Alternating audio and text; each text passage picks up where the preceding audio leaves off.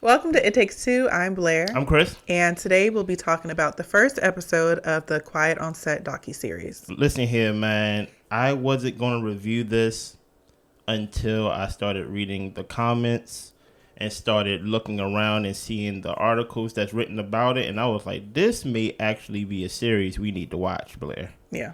Once we started watching it, about 5 minutes into it, I said, okay, we got to review it and things like that. Yeah. Now, here's the thing. I want this to kind of be like a discussion. Mm-hmm. So don't forget to subscribe. You got to comment to join the discussion. Like the video, share the video. And we go give our insight and our thoughts basically going through each episode, starting with episode 1. You ready, Blair? I'm ready. Walk us through it. So Dan Schneider is the creator of all these child shows that was on Nickelodeon back in the 90s, early 2000s. And he launched a lot of these child actors' careers. In 2017 is when people started calling out these weird scenes of feet juicing potatoes, Ariana Grande in a bed pouring water on herself. And Dan Schneider, he arrived to Nickelodeon in the mid-90s. Yeah. So, first of all, before we even get deeper into this, when you were watching these things as a kid, and these jokes and these weird things, like what were you thinking as a child? Did anything ever come to mind that this was odd? Or because I know what I thought, but what were your thoughts at that time? What did I thought as a child? Yeah. I didn't recognize it as a child. I think I still had my innocence as a child. So there was a lot of things that I just wasn't privy to. Now, to be honest, I wasn't a big fan of the what's that show? Is it called Is it called Victorious or something like that? Or? Yeah, that was like later. Yeah, when we were a little bit older. Yeah, so I ain't see the Ariana Grande squeezing a potato and pour water on herself thing. Yeah. By then I was already watching real TV, I guess. Yeah. But I think as a child I didn't recognize it because I still had my innocence. Did you recognize any of the weird things as like a child? So the shows that I really watched was the Amanda Show, Kenan and Kel, all that. That was like more my era with Nickelodeon. And anything weird, I just thought it was just nasty. Yeah, I just thought it was like nasty kid jokes, like how kids like joke about farting or, something like that, or like a throw up joke. Like that's as far as my mind would take me is in thinking that, oh, this is just gross, Yeah, yeah, that's probably where it comes from. That makes sense because you know how with the whole slime and all that stuff, just gooey stuff. So yeah, that makes sense. Okay. So Dan, he did go on to produce all that, which was basically what he was doing was like an SNL for kids. Yeah, Saturday Night Live, which was skits. I mean, it was cool. It was cool. Yeah. And people said that he created a fun set. He was always joking around, poking fun at people in the beginning. Yeah. But he would often push the children. And when you say push the kids, you mean like basically overwork them? In ways, I mean, they go on to further say, like, there were times where they would ask the kids to stay later. Yeah. Or they would basically try to direct the kids in different ways to make them act out things certain ways. And I think, I don't know, like, at this point in the documentary, I wasn't necessarily seeing what the issue was until they went further in detail. I do feel like when it comes to child stars, it is a very thin line between how you can work them in comparison to adults. And I think that's why they have, these child labor laws. But if a kid is a child star, I mean, they are at work. Like they are going to be asked to perform, hopefully, or perform professionally in that sense, because you are a professional as a kid. So what did you think? Yeah, I think it's more about when they say push them, I think it kind of, right now, the show is kind of building the layout of what type of person he was. Yes. So far, if you watch this without even knowing the history behind this man, because of course everything came out. Yeah. You would think he was like a weirdo. They gave a little background about how, like, his father went to Harvard and things like that, and how he wrote a show and basically got his success doing a small show, and then it got him basically over here to Nickelodeon. So just off the look of him, he looks like like a regular weird nerd kid. You get what I'm saying? Mm-hmm. So when you hear like he's pushing them to greatness, or even like he overworking them, in my mind, I'm just thinking like, okay, he's kind of breaking the child labor laws, asking them to stay longer or something like that. But at this point, I'm like, everybody like to toe that line, right? You know, before we even get to like really what this documentary is about. Yeah. Yeah. Well, we start to actually get interviews by some people who are cast members, actors, and things like that on the shows that he was producing. Mm-hmm. And one guy, he was really uncomfortable by the leotards. And he was a growing boy, and he just felt like he was very exposed with the leotards. There was even a skit where he was nose boy, and they had little noses on the side of him that actually looked like penises and testicles on his shoulders. And the joke was sneezing goop on a woman from his nose. And that was one of the many things that kind of is what shifted it to me, because I'm like, okay, they're playing in people's faces now. They're masking these children's jokes or these adult jokes as children's jokes. And honestly, I mean, as a kid, you would never catch it. It's just not. But I think the joke for them was that they were being inappropriate in everybody's faces. And it's always like, you know, they always call it like, the money shot and things of that nature. Right. So it's just interesting watching it back as an adult, because I'm like, it was really in our face the whole time. Like, it was really in our face the whole time. And of course, like, as a parent, what would you think as a parent when it comes to, let's say you have a child star? There's a thin line between protecting your child, or quote unquote, letting your child work, because the child is employed. Even though they said by law, a guardian or a parent got to be with the kid at all times, within sight, within hearing range, all that. But at the same time, even though you are within eyesight and within earshot and you're there, you're not the boss. Right. you get what I'm saying? And you have a kid who wants to work with their friends. Because it's not just something as simple as the kid. I wonder if when the guy was giving his interview and things like that, I think he felt more uncomfortable about the leotard because it's exposure and things like that. I wonder if there's a little bit of some revisionist history going on, where basically, like, did he know at the moment that those jokes were what it was? I think it's very hard for us to really define at that moment that, oh, this joke means that. Yeah. But when you look back on it with like, oh, okay, you're just a weird director, man, or whatever you want to call yourself. Yeah, well, that's, a thing that played into it too. Like you saying that the adults weren't really the boss. Yeah. And the thing is that the kids knew being close to Dan meant an extra level of success. So they wanted to be close to him. They kind of wanted to be friends with this grown man. And he would allow there to be some type of friendship dynamic, which is odd as like a 40-something-year-old grown person. So, but that's what it gets murky, because they wanted to be on his good side. Do anybody want to be on their boss' good side? Everybody. So that's why I'm like, it gets murky, because it's like, I'm dealing with kids, but I'm a 40-something-year-old man, or I'm a 30-something-year-old man. Yeah. Right. I think where it gets murky is where he starts to weaponize his being on his good side or being on his bad side. And how you'll be treated, what opportunities you'll get. So if you're on my good side, you get favoritism. But if you're not on my good side, I treat you unfairly in the workplace and things of that nature. Right. Yeah. Well, there was the actress Katrina Johnson, who was kind of the breakout star before Amanda Bynes got there. And she had issues to where she gained weight. Yeah. She went through puberty. And then she was pushed out by the younger version of her, which was Amanda Bynes. Listen here, man. I know this is supposed to be a documentary of us feeling bad and things like that. But Amanda Bynes was a star.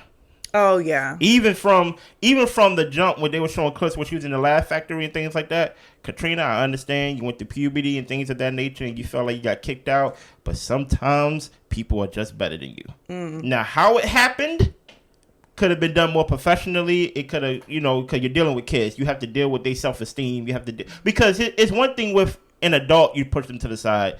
They kind of know how to manage that because they are grown. And they can understand the nature of the business they're in. The kids don't get it. Yeah, the kids is very like, I did what he told me to do, and now one day he don't like me. Yeah. Well, whole time he found a whole nother star. Yeah, who's younger and in that child bracket that they want. I mean, you can't not age. You know, people are going to age. So, well, Dan knew that Amanda would be a star. Yeah. And discovering her is actually what took him to the next level. Yeah, I think she is basically what made him who he is. Yeah. Basically starting off. And there would be times when Amanda was missing on set and people just knew that, oh, she was with Dan pitching ideas or writing.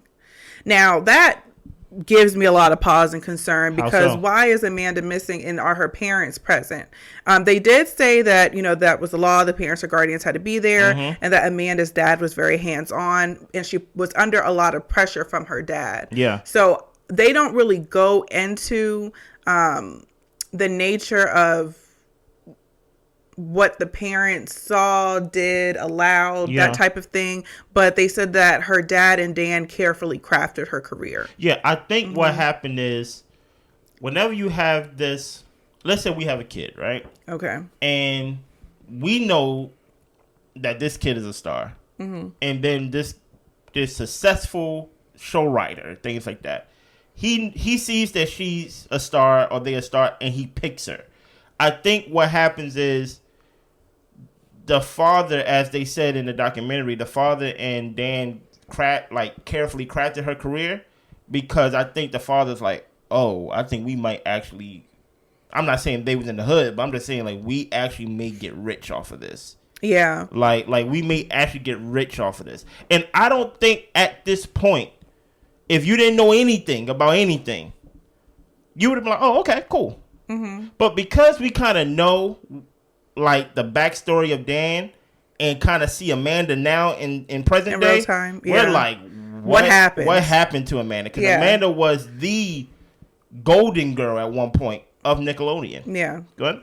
Well, and then my thing too is that there are these parents, and I don't know if Amanda's dad was one of these parents, but it poses a question to be like, do, you know, some parents serve their children up on a silver platter to these people in power in order to elevate their lives, you know? And they allow whatever this person wants to be done with their child because they want the benefits that come with it. And then that comes to the point of who's protecting the child. If the parent is there, they're within eyesight and abiding by these laws. But if these parents don't give a F about their kid and what their kid is going through, then what difference does it make for the parent to be there? That's made me start to wonder, like, is there like a union for child actors or something that the kids can call? But at the same time, kids don't even have the understanding of necessarily what may be appropriate and what's not to even blow a whistle on somebody. That's what makes it so much more devious, you know? You gotta understand something, that Amanda at that age wanted to work. Yeah. Because she's like, this is fun. You get what I'm saying? And as a parent, you want to make your kid happy. Yeah. So in some ways that you wouldn't been now, you probably would have been then, because you got a kid, they happy, they want to write, Amanda want to pitch things and things like that. Amanda got a whole stand-up routine. She probably just giving ideas. And you got to understand something. Everybody at this point of the story is trying to make a name for themselves. Yeah. Amanda's trying to make a name for himself. Dan is trying to make a name for himself. So Dan is like, I think she's my transportation for me to make a name for myself. And she's like, Dan is my transportation for me to potentially get a show. Yeah. So it's like, the lines get very murky. Yeah. Those hours that like supposed to be 20 hours a week, 30 hours a week, easily get turned to 60 hours a week. You get what I'm saying? And then we get the Amanda Show. Yeah, like you watched the Amanda Show back in the day? All the time. Wow. All the time. I love that show. So you was part of her downfall. I was not part of her downfall. Okay. I was an unsuspecting child. Okay. Well, Dan had a whole new level of control and power being the creator of the Amanda Show. There were female writers on the Amanda Show that said it was a disturbing experience. And this is where I'm like, oh, this guy behavior is beyond me. Yeah. Because I'm thinking like, okay, what did he do to Amanda? I'm like, okay, let's put Amanda to the side for a second. What did you do to your equal counterparts. Yeah. Your regular adults. You get what I'm saying? Go ahead, Blair. Well, they hired 2 women writers, made them share a salary. Basically said, if you're coming on, we're going to split your salary. Yeah. And this was both of their dream jobs, so they took it. I think both of them were working temp jobs at the time, and they were just happy to get a writing job. Many times, you always hear that saying. You hear it from even the parents today, Blair. Just get your foot in the door. Yep. And like, you'll be good. That's not... Oh, listen here. There's no case that it is legal for 2 people to share one salary. Right? There's one thing, there's a budget. You get what I'm saying? Especially if they say, oh, y'all 2, the only women, y'all share salary, while he's hiring other men that got full salary and perks. Yeah. But in their eyes, they knew it was unfair. But to them, they like, as long as I'm in the room, hopefully things would change, and I could prove myself. That's where people usually mess up. Well, I can prove myself, and then they will see, oh, I'm a great writer, and then I get my own salary, or he'll treat me better, or I get some equality. Yeah. You get what I'm saying? Yeah. Well, early on, Dan made it known that he didn't think women were funny. Oh, what? He even asked if he could refer to the female writers as the girls. Yes. Because he didn't want to have to be bothered with remembering their name. And here's the thing about it. And they said yes. Of course they say yes. Because they know the stereotype. It's a boys' club. It's a man's world. And they don't want to be seen as those women that can't take a joke. Right. That can't be cool. Be part of the club. Be part of the group. So, it's sad, but it's the reality even today. And one of the ladies even said, like, after I answered that question, I knew from that point, oh, there are right or wrong answers when I talk to this guy. Yeah. So I need to make sure I answer correctly so I can stay in his good graces. Sad. So there was a character on the Amanda show called Penelope Taint, where the joke, which was known throughout the writer's room, but they were told to keep it a secret, is the actual meaning of the taint. Are we telling them or telling them to look it up? Listen here. Just let us say it's that space. Okay. It's that space between on a man. Okay. Between the pink and the brown. Yeah. Between the eye that don't blink and and the elephant nose. You get what I'm saying? Okay. So it's that space between there, and the thing about it is, it was quote unquote known within the writer's room that he's basically hiding it in plain sight. Yeah, and that was the joke. Yes, apparently. And here's the thing about it: you got to know something is wrong, because when somebody gets the joke and they say, is he talking about the space between the eye that don't blink and basically the 2 cherries? And he said, no, how dare you think I'll do that? Yeah, he said tainted. And then they just let him go with it. Tainted. To me, I'm just like, that's too close. Man. I don't care what you say your intention is. That's too close. At that moment, I don't mean to be a judge of character or a judge of appearances, but whenever you hear about these stories and you hear about people who act like this, who kind of have no kind of coof about them in any working, they look like him. They look exactly like him. Yeah. He looked like a man that be in his mama's basement, that be on the computer, that has no type of social, experience. Like, he don't know how to be around people. And be decent. So it's like, how did this guy get in the position that he's in, being who he is? Do that speak more of him or more of the industry that it was at that time? I feel like it's both. I mean, honestly, if he was able to get as far as he was, and, people probably thought he was hilarious. Yeah. They probably shared the same humor. And the thing is, it was a boys' club. I mean, people laugh, and especially these, white men and stuff in these rooms about things that people would be appalled by. Man, I've been in so many conference rooms that I just didn't get the joke. Yeah. Because I'm unfortunately, the truth is, there is humor that we all get, but there's a specific humor that happens amongst the, that it just goes over me. I just be like, I don't get it. Or I don't get why it's funny. Yeah. And I think that's where it came down to him doing little things like, say this out loud.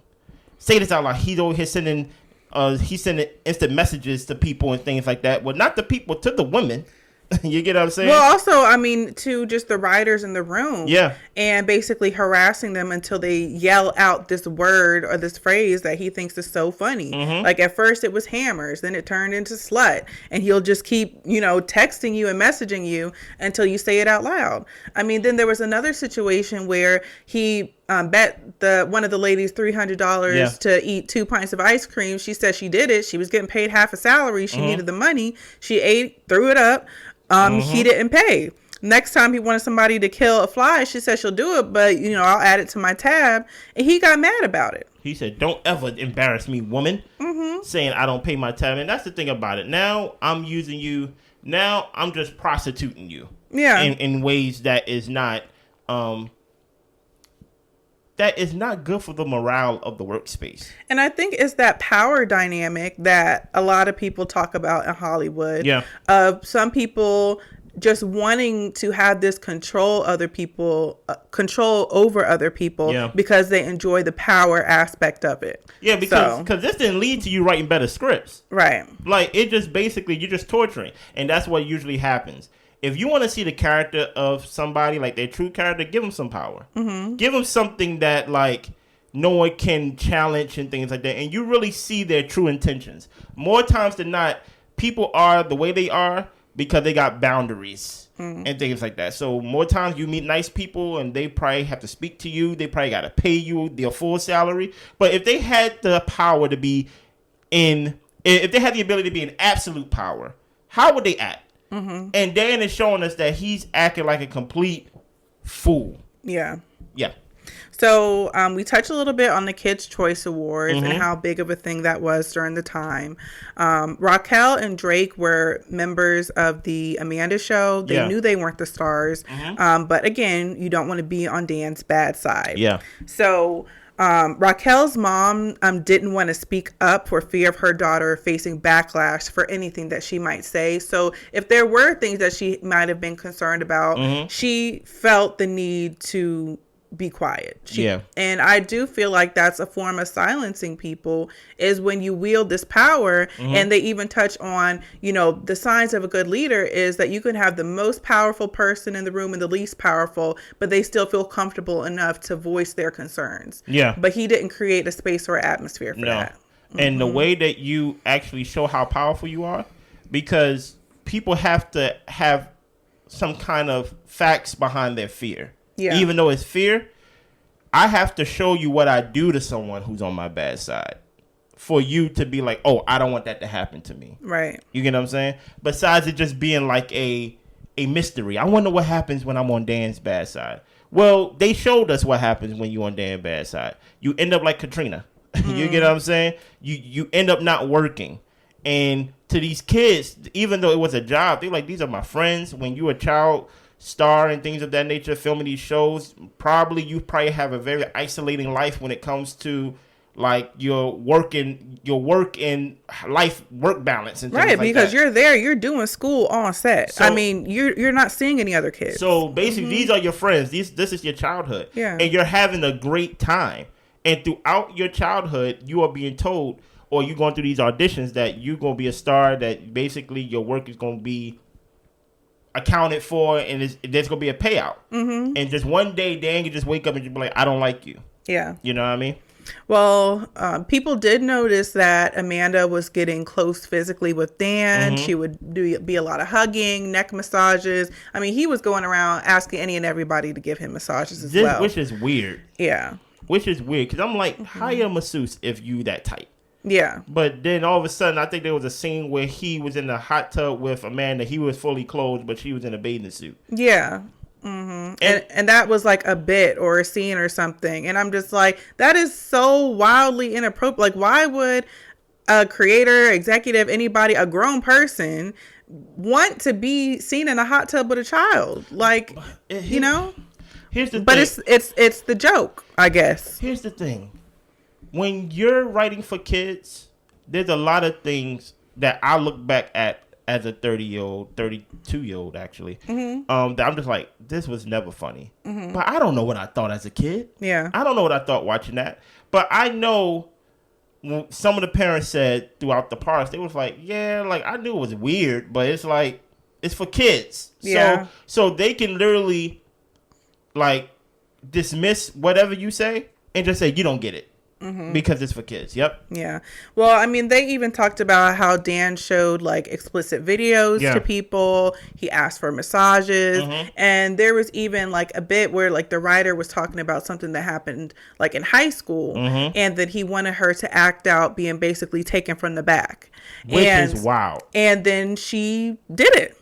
She did it. And she didn't want to speak to it. She didn't. She didn't want to speak to it. Her partner in the writing room, the other woman spoke of it, and then when they brought it up to her, I think she was ashamed of the person she was, and what she would do back for money, for money, or just to be in people's good graces, right? But this kind of lets you know this is building the landscape of like this man is not right in the membrane. You get what I'm saying? His behavior is beyond wrong. You get what I'm saying? Yeah. Well, having writers split their salary was actually not allowed. Oh, you think? And one of the ladies, when she found that out, she called the Writers Guild, and apparently they got back to Dan and told him, you cannot be doing this. So Dan found out the guild was requiring him to pay separate salaries, and he told the lady, he said, you won't work for Nick or Viacom again if I find out that you're the one who made the call. This is what happens when you're not cool in school, and now you're the coolest person wherever you work. Yeah. You're basically reliving. You're in this arrested development to where you're acting like a child. You're a grown adult. These people didn't do nothing to you. They actually respect you. Yeah. But you just see it as, oh, I'm going to flex my power. Because this is what was done to me, probably. And I'm just like, it's a weak person to do that. It takes a very weak person to do that. Yeah. And they were saying that he would be nice at one point of the day, mean at another point, yelling. So you never really know what Dan you're going to be interacting with in any moment, which is really going to put people on pins and needles. It made them feel very paranoid and created a negative work environment. Oh yeah, it's basically like abusive relationship. Yeah, where right when you about to leave, I'm gonna give you those flowers and make you and be like, I'm sorry, I'm never gonna do it again. I'm never gonna do it again. I'm never gonna do it again. And then I do it again, and then I take you on a trip. I say, I'm never gonna do it again. I'm changed. I'm in therapy. You know, that's like the new thing. And then right when you about to leave again, I just do something else. Now I propose to you. Yeah. You get what I'm saying? It's just the same old. So Chrissy, one of the female writers, was actually fired at the end of season 1 of, I believe it was the Amanda show. And the issue was that all of your time is Dan's time. Yeah. Ain't no 40 hours a week. No. Your life belongs to Dan. So she wanted to go to a concert with a friend, which she did, and she had friends come over one weekend. And apparently that was an issue. You had to go. One weekend out of 52 weeks. And he basically was like, you're done. Yeah. Crazy. Yeah.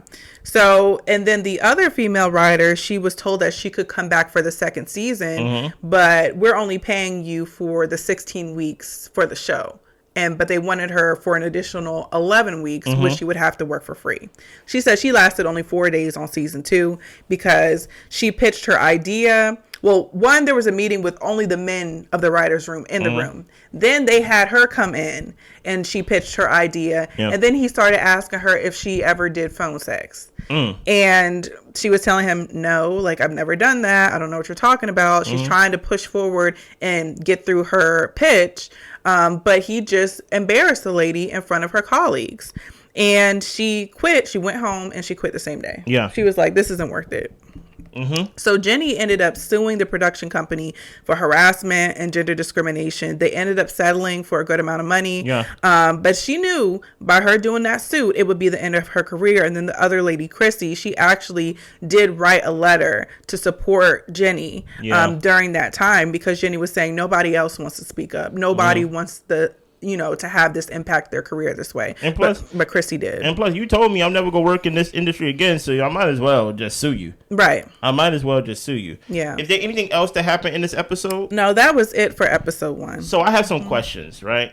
Now let's have a little discussion. Do you blame, outside of Dan, any of the men for not speaking up? because, you know, they are your equals. They are in the room with you. They see this. Mm-hmm. You get what I'm saying? Like, I wonder what was the men mindset during this time. I honestly can't blame. I mean, I would have wanted an adult or a man or somebody to speak up, but I'm not going to hold them accountable for that, because I'm sure a lot of people were fearful of their livelihood, you know? Even the men? Even the men. Because the thing is, you know how many rioters there are in LA? Yeah. It's probably an endless amount. If it's not you, they're going to get somebody else in your spot. That's true. So I can't fault somebody for saying, I've got my spot, I got my money, you know, I might have kids or a wife and people I need to take care of, and I kind of have to be blind to the BS so that I can make sure I'm good and my family's good. So as awful and as selfish as that is, people are not always in a position to stand up for what's right. Yeah. You know, so no, I can't hold it against them, but I wish somebody would have been the one to do it. But I also do think, along with the kids, the parents, like, a lot of people wanted to be in this man's good graces and they didn't want to ruffle any feathers. Yeah. Dancing like the type of boss that you hate. Yeah. But you gotta like laugh whenever he tells a joke and things like that. I think we can actually like agree to like that being even today. Yeah. There's a lot of things that probably go wrong in people's workplace and they're not gonna speak up because they just be like, listen here, man. As long as it's not happening to me, I just need to focus on paying this car note, paying these bills, paying for my kids' tuition and things like that. But the minute that I get done paying these things, I'm out of here. Yeah. You get what I'm saying? So a lot of people probably didn't say anything because they like, listen here, I need to make my own parachute before I eject from this weirdo. Yeah. You get what I'm saying? I'm sure we will get a lot of stories in real time about men who probably felt some type of way that probably wanted to speak up, but they couldn't, or even some may even lie and just say, you know, I did say something, but you know, Dan did what he did. In real time, Dan made an apology video and things like that, and we probably gonna touch on that at the end of the series. Okay. But our plan is to go through each episode to give our discussion, to give our questions and things like that. And I think in the second episode they go kind of go more in depth about the Amanda and Dan relationship before we get to Drake. You get what I'm saying? And that's something that took me by surprise completely. Yeah. Did anything else in episode 1 that surprised you? I just want to speak as well to the landscape at the time of these people or these writers who were in these jobs. Like they said, there was really only 2 major networks for kids, which was Nickelodeon and Disney. Mm-hmm. And Dan, with the shows that he was creating, was just taking up more and more of the landscape. So I think that even puts a limitations on people's job prospects if you want to be in the children's entertainment writing business. So it would be a tough situation for anybody. The world today is so different than it was back in the day that you make a great point, because there is no Netflix, there is no Max, and there is no Peacock, there is no like. I mean, not even YouTube for you to create your own stuff, and you know, like I think Gracie's Corner was something that came up on YouTube, and all these different things. YouTube wasn't YouTube that like it was today. No, back in the day, YouTube was basically like its own version of like America's Funniest Videos. It's just like cat videos, and just it wasn't like you could watch a show on here, right? So like that's a great point. Listen, we about to get into episode 2, 3, 4. How many episodes is it? 4. Make sure y'all subscribe to the playlist. We go try to release every episode, at least 2 a day. So we see you back next episode, right? Yeah. Anything else? That's all I got. Y'all be good. Bye.